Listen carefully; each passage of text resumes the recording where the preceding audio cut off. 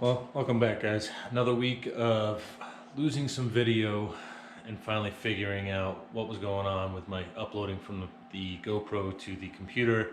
I ended up losing a few more videos from this week. So finally we're able to get all the wiring done and get the interior kind of cleaned out for the most part. So this week coming up, I'm going to really focus on taking apart the rear subframe.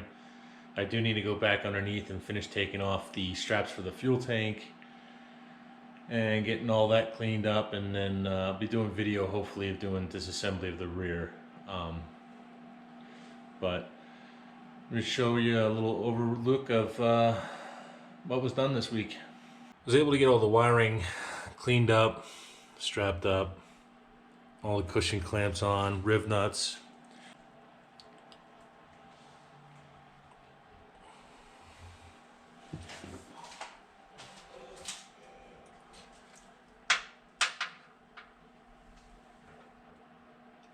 Now that all the wiring is cleaned up and out of the way for now, I'm going to take a break on wiring because, as you guys can tell, it's not that fun or entertaining to do over and over again.